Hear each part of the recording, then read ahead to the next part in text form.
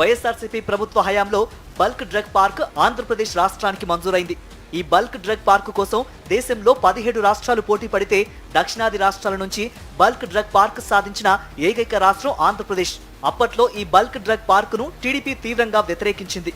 దాని వలన పర్యావరణానికి తీవ్రమైన విఘాతం కలుగుతుందని కేంద్ర ప్రభుత్వానికి టీడీపీ నేతలు లేఖలు రాశారు.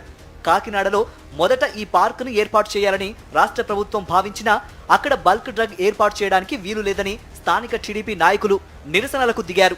దీంతో ఈ పార్కును విశాఖ జిల్లా నక్కపల్లిలో ఏర్పాటు చేయడానికి గత వైసీపీ ప్రభుత్వం నిర్ణయం తీసుకుంది.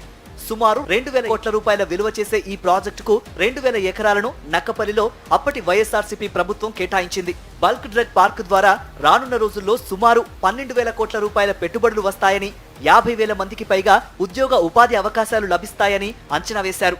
జగన్ పాలనలో ఈ ప్రాజెక్టును తీవ్రంగా వ్యతిరేకించిన టీడీపీ నేతలు నేడు ఈ ప్రాజెక్టు తామే తెచ్చినట్లు గొప్పలు చెప్పుకుంటున్నారు. ప్రధానమంత్రి నరేంద్ర మోదీ శంకుస్థాపన చేయబోయే రైల్వే జోన్ భవనాలకు సంబంధించి వైఎస్ఆర్సీపీ ప్రభుత్వం 52 ఎకరాలను కేటాయించింది.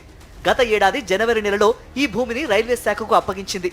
ఈ భూమిపైన టీడీపీ బీజేపీ నేతలు గతంలో పదే పదే తప్పుడు ప్రచారం చేశారు. జగన్ సర్కారు కేటాయించిన భూమి లోతట్టు ప్రాంతంలో ఉందని, మునిగిపోతుందంటూ ప్రజలను, రైల్వే అధికారులను భయభ్రాంతులకు గురి చేశారు. అప్పుడు దుష్ప్రచారం చేసిన కూటమి పార్టీల నేతలు నేడు ప్లేట్ ఫిరాయించారు. గత వైఎస్ఆర్సీపీ ప్రభుత్వం ఇచ్చిన 52 ఎకరాల్లోనే రైల్వే జోన్ భవనాలకు నేడు ప్రధాని నరేంద్ర మోదీ శంకుస్థాపన చేయబోతున్నారు. ఇలా చెప్పుకుంటూ పోతే అనేక ఉదాహరణలున్నాయి.